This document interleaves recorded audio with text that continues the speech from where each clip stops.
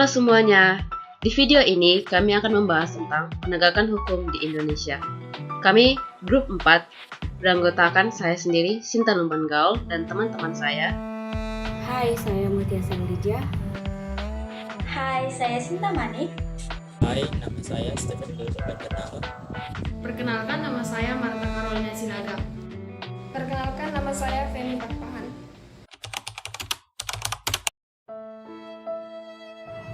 Baik, sekarang kita akan memahami dulu tentang kondisi terkini. Kasus terkini tentang penegakan hukum di Indonesia yang kami ambil adalah kasus tentang seorang nenek yang dipidana akibat mencuri kayu untuk kebutuhan hidupnya dibandingkan dengan hukum korupsi di Indonesia. Seorang nenek yang bernama Mbak Nari yang ditangkap karena mencuri kayu di hutan di Jawa Tengah. Pada kasus tersebut, ada kekhawatiran bahwa proses hukum terkait penangkapan Mbak Nari melibatkan ketidakadilan karena sanksi yang diberikan terlalu berat untuk pelaku kejahatan sekecil itu. Ada laporan bahwa dia dijerat dengan ancaman hukum pidana. Meskipun sebagian besar masyarakat menyoroti keproporsionalan hukum yang diberikan kepada seorang nenek yang mencuri kayu untuk kebutuhan hidupnya. Di samping itu, proses penegakan hukum terhadap korupsi di Indonesia masih menjadi perdebatan. Meskipun terdapat upaya keras dari lembaga penegak hukum untuk menindaki korupsi, masih ada kekhawatiran terkait adil tidaknya penegakan hukum tersebut.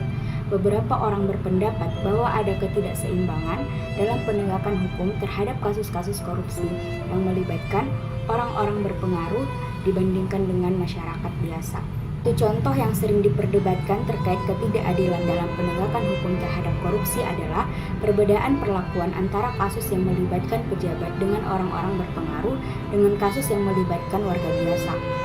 Terkadang kasus korupsi yang melibatkan orang-orang yang memiliki jabatan tinggi atau kuat secara politis cenderung mendapatkan perhatian yang lebih besar dan mendapatkan hukuman yang lebih ringan dibandingkan dengan kasus orang biasa yang melakukan tindakan korupsi tersebut walaupun dalam skala yang lebih kecil. Hal ini telah menimbulkan kritik terhadap keadilan dalam penegakan hukum di Indonesia. Sidang pencurian 7 batang kayu jati dengan terdakwa nenek berusia 63 tahun di Pengadilan Situbondo, Jawa Timur diwarnai tangisan histeris. Asyani alias Bu Muaris menangis histeris bersimpuh di hadapan majelis hakim saat menjalani persidangan. Sambil meronta-ronta, nenek Asyani warga desa Jati Banteng, Situbondo ini meminta kepada majelis hakim agar dirinya tidak diadili dan dibebaskan dari hukuman karena sang nenek mengaku tidak merasa bersalah atas tuduhan pencurian 7 batang kayu jati. Nah, untuk selanjutnya, mari kita dengarkan tentang rumusan masalah dari penelitian ini yang akan dijelaskan oleh teman kita, Stephen Banjarnawan dan Sinta Manik. Baik, selanjutnya, sekarang saya akan menjelaskan tentang rumusan masalah dari penelitian ini. Dalam konteks penegakan hukum, kasus ketidakadilan seringkali muncul, menciptakan disparitas dalam pemberian sanksi kepada individu yang berjabatan rendah dan tinggi. Kasus konkret yang akan kita tinjau adalah kasus seorang nenek yang mencuri kayu. Meskipun terdengar sepele, kasus ini menggambarkan ketidakadilan dalam penegakan hukum. Nah, selanjutnya pertanyaan-pertanyaan pun muncul dalam menghadapi masalah ini yang akan dijelaskan oleh kawan kita Sinta Manik. Hai, jumpa lagi dengan saya Sinta Manik yang akan memaparkan pertanyaan-pertanyaan yang muncul sebagai rumusan masalah kami. Ada beberapa pertanyaan yang dapat menjadi rumusan masalah kami. Yang pertama yaitu, apakah penanganan kasus ini mencerminkan prinsip kesetaraan di mata hukum? Ya, penegakan hukum seharusnya bersifat adil tanpa memandang status sosial ataupun jabatan. Namun, apakah kasus nenek yang mencuri kayu menunjukkan perlakuan yang sama seperti kasus yang melibatkan individu yang berjabatan tinggi? Pertanyaan yang kedua yaitu, bagaimana faktor-faktor seperti politik, sosial, atau ekonomi dapat mempengaruhi keadilan dalam pemberian sanksi hukum di Indonesia? Faktor-faktor ini mungkin turut memainkan peran dalam penanganan kasus hukum, memperbesar divisi antara individu yang berada pada tingkatan berbeda dalam hierarki sosial. Pertanyaan yang selanjutnya yang kami ambil yaitu, apakah terdapat kecenderungan adanya bias atau preferensi dalam pemberian sanksi hukum tergantung pada jabatan sosial seseorang? Dalam konteks ini, kami meneliti apakah individu yang berjabatan tinggi cenderung mendapatkan perlakuan yang lebih ringan dibandingkan dengan mereka yang berada pada tingkatan sosial lebih rendah. Baiklah, dengan merumuskan pertanyaan-pertanyaan ini, kami menggali lebih dalam mengenai esensi ketidakadilan dalam penegakan hukum di Indonesia dan mencari solusi yang dapat mengatasi disparitas ini. Selanjutnya akan kita dengarkan faktor-faktor penyebab dari masalah ini yang akan dijelaskan oleh teman kami yaitu Sinta Lumban Gaul dan Miftah. Halo, saya Miftah Ulzana Arambe. Saya akan menjelaskan beberapa faktor hukumnya itu sendiri. Faktor hukum itu sendiri yang dimaksudkan adalah undang-undang atau peraturan tertulis yang dibuat oleh pemerintah. Faktor hukum yang dimaksud adalah faktor dari undang-undangnya itu sendiri yang bermasalah. Penegakan hukum yang berasal dari undang-undang disebabkan tidak diikutinya azas berlakunya. Belum ada peraturan pelaksana yang sangat dibutuhkan untuk menerapkan undang-undang. Ketidakjelasan atau kata-kata dalam undang-undang yang akan berakibat kesimpang siuran dalam penafsiran serta penerapannya. Kedua, faktor penegak hukumnya. Yang dimaksud dengan penegak hukum itu adalah pihak-pihak yang langsung maupun tidak langsung terlibat dalam penegakan hukum, mulai dari polisi, jaksa hukum, KPK, Komisi Pemberantasan Korupsi, penasihat hukum atau advokat, dan hingga petugas sipir permasyarakatan. Ketiga, ada namanya faktor sarana dan fasilitas. Tanpa adanya atau dukungan sarana atau fasilitas yang memadai, maka tidaklah mudah penegak hukum berlangsung dengan baik, yang antara lain mencakup tenaga manusia yang berpendidikan tinggi dan terampil, organisasi yang baik, peralatan yang memadai.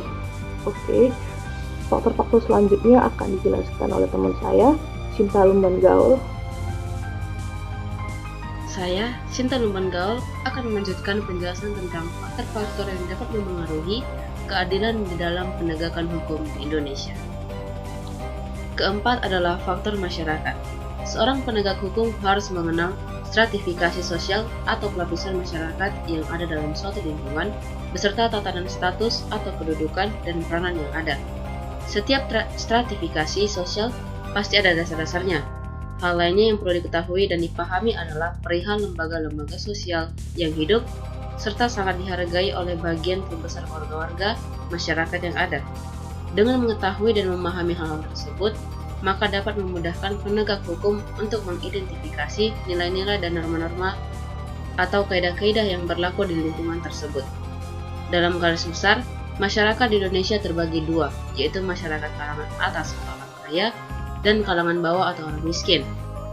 Penegakan hukum di antara keduanya pun sangat berbeda penyelesaiannya. Hal ini karena pola pikir dan pengetahuan yang jelas berbeda. Pada orang kalangan bawah, keinginan atau taatnya pada suatu hukum oleh seseorang sangat kecil kemungkinannya, atau tidak mau mematuhi hukum yang telah diatur. Hal ini disebabkan kurangnya pengetahuan dan pendidikan yang mereka miliki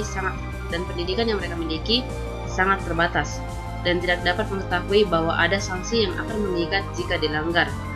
Sedangkan orang-orang kalangan atas cenderung mengikuti hukum atau aturan-aturan yang ada karena mereka lebih memiliki pengetahuan yang banyak tentang hukum dan mengetahui sanksinya. Yang terakhir adalah faktor kebudayaan. Kebudayaan menurut Sorjana Soekarto mempunyai fungsi yang sangat besar bagi manusia dan masyarakat, yaitu untuk mengatur agar manusia dapat mengerti bagaimana seharusnya bertindak, berbuat, dan menentukan sikapnya ketika berhubungan dengan orang lain. Pada dasarnya, kebudayaan mencakup nilai-nilai yang mendasari hukum yang berlaku. Nilai-nilai mana yang merupakan konsepsi-konsepsi abstrak mengenai apa saja yang dianggap baik atau sehingga dianuti, dan apa yang dianggap buruk. Sebenarnya, faktor kebudayaan memiliki kemiripan dengan faktor masyarakat. Hanya saja, di dalam faktor kebudayaan lebih ditekankan mengenai masalah sistem nilai-nilai yang ada di tengahnya masyarakat. Dalam faktor masyarakat dikatakan bahwa tingkat kepatuhan masyarakat terhadap ketaatan aturan masih sangat rendah. Hal ini dikarenakan adanya budaya kompromistis sering terjadi di antara masyarakat Indonesia. Kenyataannya akan terdapat kecenderungan budaya masyarakat untuk meloloskan diri dari aturan yang berlaku menjadi-jadi.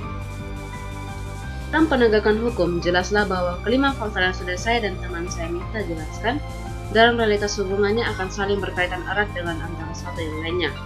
Hal ini karena di dalam penegakan hukum satu dengan yang lainnya akan dapat saling mempengaruhi dalam perjalanan penegakannya.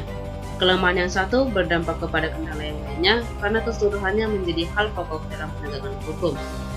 Dari 5 faktor masalah penegakan hukum tersebut, faktor penegakan hukumnya sendiri itu menjadi titik sentralnya. Hal ini disebabkan baik karena undang-undang yang disusun penegak hukum, penerapannya pun dilaksanakan oleh penegak hukum, dan penegak hukumnya sendiri juga merupakan panutan oleh masyarakat, sehingga kedudukannya menjadi sangat menentukan di dalam penegakan hukumnya. Masalah ketidaksetaraan dalam sistem hukum seperti perbedaan hukuman antara yang mencuri kayu dan pejabat yang korup seringkali menciptakan ketidakpuasan dalam masyarakat. Solusi untuk mengatasi ketidakadilan ini melibatkan beberapa aspek. Yang pertama, reformasi hukum. Perlu dilakukan reformasi hukum yang menyeluruh untuk memastikan bahwa hukuman yang diberikan sejalan dengan tingkat pelanggaran dan tidak dipengaruhi oleh faktor-faktor seperti status sosial atau kekuatan politik. Yang kedua, transparansi sistem peradilan. Meningkatkan transparansi dalam sistem peradilan untuk memastikan bahwa keputusan hukum dapat dipahami dan dipertanggungjawabkan oleh masyarakat. Ini dapat melibatkan publikasi putusan pengadilan dan alasan-alasan di balik hukuman yang dijatuhkan. Yang ketiga, pelatihan dan kesadaran hukum. Memberikan pelatihan kepada aparat penegak hukum dan hakim untuk menghindari bias dan memastikan bahwa keputusan hukum didasarkan pada fakta dan hukum yang berlaku.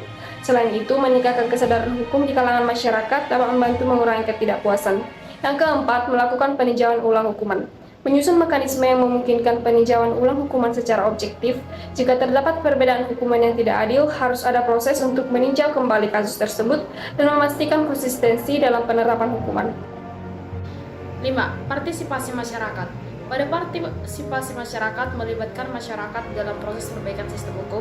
Hal ini dapat dilakukan melalui dialog politik, diskusi, dan partisipasi aktif masyarakat dalam menentukan perubahan yang dibutuhkan dalam sistem peradilan. Yang keenam ialah perubahan kultur organisasi. Pada perubahan kultur organisasi, kita mengubah budaya organisasi di lembaga penegak hukum untuk menekankan pada prinsip-prinsip keadilan, keberlanjutan, dan ketidakberpihakan.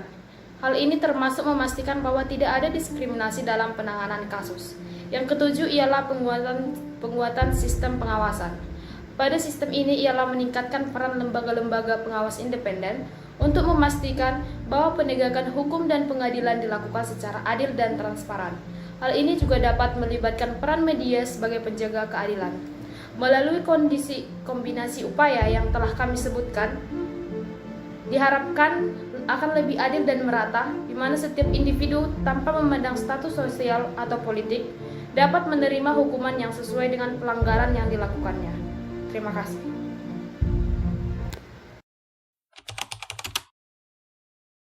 Contoh kasus yang kami ambil yaitu kasus Nenek Asyani adalah kasus yang menegaskan bahwa hukum di Indonesia tidak bisa menyentuh semua kalangan. Seharusnya semua warga negara tidak ada yang kebal hukum.